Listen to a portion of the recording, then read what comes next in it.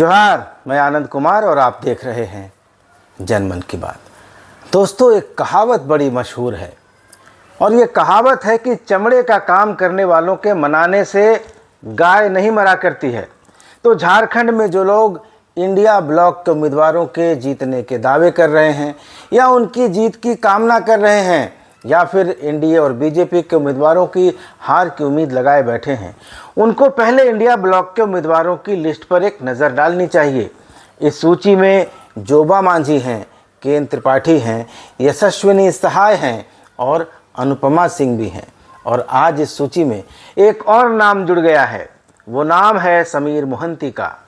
दोस्तों, जमशेदपुर में झारखंड मुक्ति मोर्चा के संभावित उम्मीदवारों में जो सबसे आखिरी नाम आप सोच सकते थे, उसमें भी समीर मोहंती का नाम शायद ही आपके जहन में आता।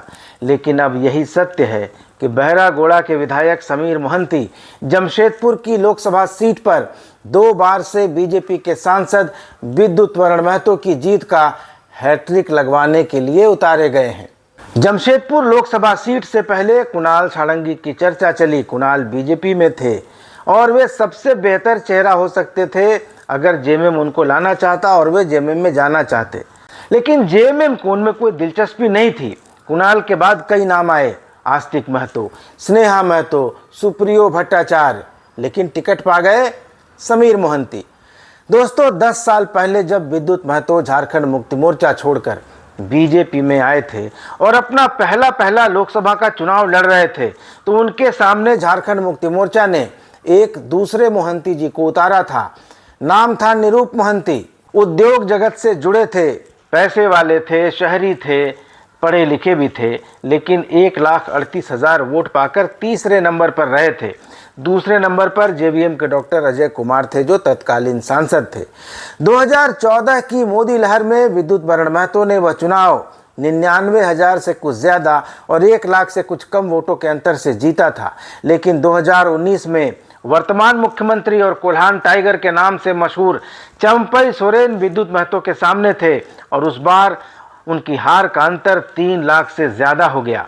और अभी 2024 में समीर मोहंती को विद्युत महतो के मुकाबले उतारकर झारखंड मुक्ति मोर्चा ने यह तय कर दिया, यह सुनिश्चित कर दिया, यह कन्फर्म कर दिया कि उनकी हार का अंतर 5 लाख वोटों से ज़्यादा ही रहेगा, कम नहीं होगा। दोस्तों, समीर मोहंती ने अपनी राजनीतिक पारी की शुरुआत झारखंड मुक्ति मोर्चा के साथ की थी। बहरागोड़ा के क्षेत्र में उन्होंने जेएमएम को काफ़ी मजबूत किया, लेकिन विद्युत वरण महतो तब जेएमएम में थे और उनके चलते बहरागोड़ा से समीर को विधानसभा का टिकट नहीं मिल पा रहा था। इसके कारण समीर मोहंती ने जेएमएम छोड़ दिया और आजसू पार्टी का दामन थाम लिया। 2 बार वह बहरागोड़ा से आजसू पार्टी के टिकट पर चुनाव भी लड़े, लेकिन हारते रहे। फिर उन्होंने झारखंड विकास मोर्चा, जो बाबूलाल मरांडी की पार्टी थी, उसका दामन थाम लिया और 2014 के विधानसभा चुनाव में जेवीएम के टिकट से लड़े और 42,000 वोट लाकर सबको चौंकाया भी। लेकिन इसके बाद उन्होंने इस उम्मीद में जेवीएम छोड़ दिया और बीजेपी का दामन थाम लिया कि 2019 के विधानसभा चुनाव में पिछले परफॉर्मेंस के आधार पर उनको टिकट मिल जाएगा। लेकिन ऐसा नहीं हुआ। भारतीय जनता पार्टी ने बहरागोड़ा से झारखंड मुक्ति मोर्चा के तत्कालीन विधायक कुणाल सारंगी को शामिल करा लिया, उनको टिकट दे दिया और इसके बाद समीर मोहंती ने भाजपा भी छोड़ दी और 15 साल बाद जेएमएम में लौटे, टिकट भी हासिल किया और कुणाल सारंगी को 60,000 से ज़्यादा वोटों के अंतर से हराकर जीत भी हासिल की, विधायक भी बने। और अब झारखंड मुक्ति मोर्चा ने उनको लोकसभा चुनाव का टिकट देकर जन्मदिन का तोहफा दिया है। 23 अप्रैल को समीर मोहंती का हैप्पी बर्थडे था और आज 25 अप्रैल को उनको टिकट मिला। समीर का नाम चौंकाने वाला है, क्योंकि जमशेदपुर लोकसभा क्षेत्र में 6 विधानसभा सीटें आती हैं। जमशेदपुर पूर्वी और पश्चिमी, जो कि घोर शहरी सीट है, यहाँ कॉस्मोपॉलिटन कल्चर है, यानी विभिन्न राज्यों और धर्मों के संस्कृतियों के लोग बसते हैं। जुगसलाई और पोटका विधानसभा का कुछ हिस्सा शहरी है और ज़्यादातर हिस्सा ग्रामीण है, जहां आदिवासी मतदाता अधिक हैं। घाटशिला संथाल आदिवासी बहुल सीट है और पोटका भूमिज मुंडा बहुल। बहरागोड़ा में कुर्मी और उड़िया ज़्यादा हैं। समीर मोहंती उड़िया हैं।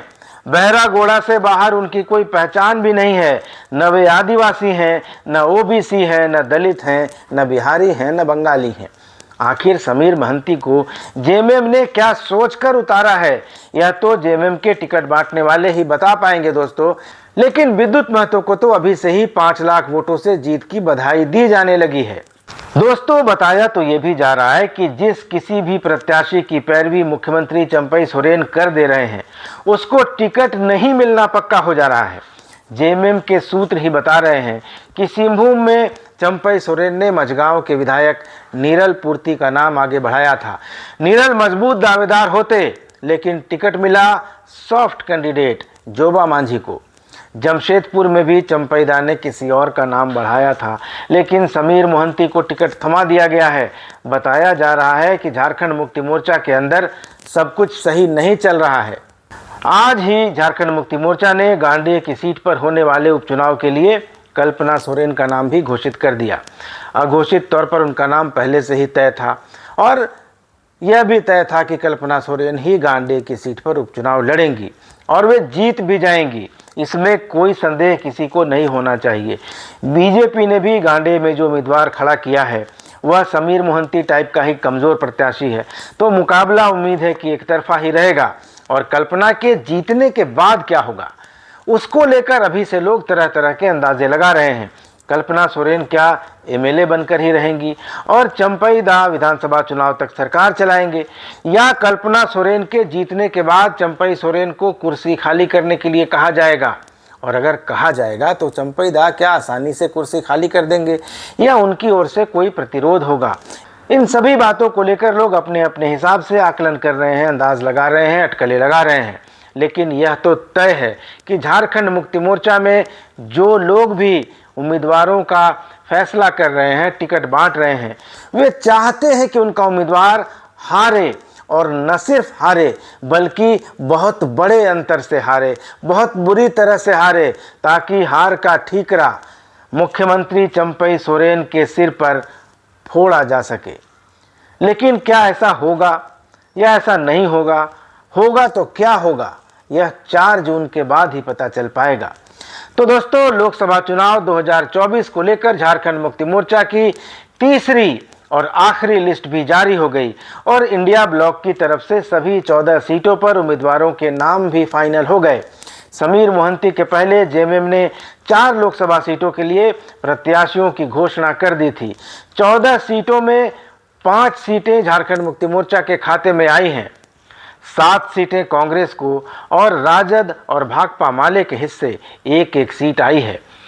जेएमएम की तरफ से राजमहल से विजय हांसदा, सिंहभूम एसटी की रिजर्व सीट से जोबा मांझी, दुमका की एसटी रिजर्व सीट से नलिन सोरेन और गिरिडीह की जनरल सीट से मथुरा महतो को प्रत्याशी बनाया गया है। समीर महंती, जोबा मांझी, नलिन सोरेन और मथुरा महतो विधायक हैं और विजय हांसदा सांसद हैं।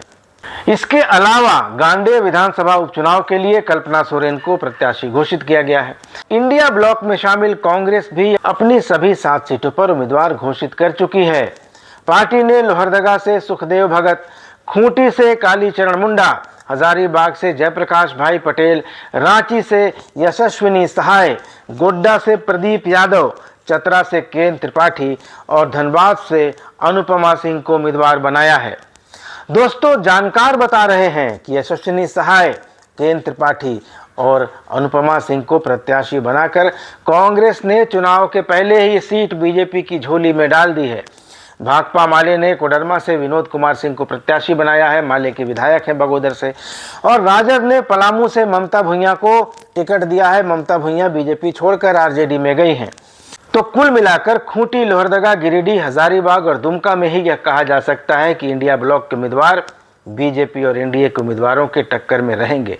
बाकी सीटों पर तो बीजेपी के उम्मीदवार पूरे मन से प्रचार तक नहीं कर रहे हैं।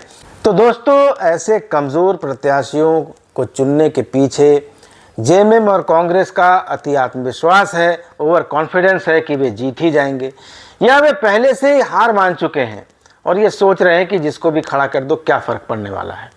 लेकिन क्या होगा, यह 4 जून को मतगणना के बाद निकलने वाला रिजल्ट बताएगा। दोस्तों, इंडिया ब्लॉक के उम्मीदवारों के बारे में आपकी क्या राय है? कौन उम्मीदवार कहां से मजबूत है? आपको क्या लगता है कि इंडिया ब्लॉक के उम्मीदवार कहां से चुनाव जीत सकते हैं, बीजेपी कहां से हार सकती है? इन सब बातों पर अपनी राय ज़रूर दीजिएगा। चैनल को अभी तक आपने सब्सक्राइब नहीं किया है तो सब्सक्राइब ज़रूर कर लीजिएगा। वीडियो पसंद आए तो लाइक और शेयर भी कीजिएगा। अगले वीडियो में मिलेंगे, तब तक इजाज़त दीजिए। धन्यवाद, नमस्कार।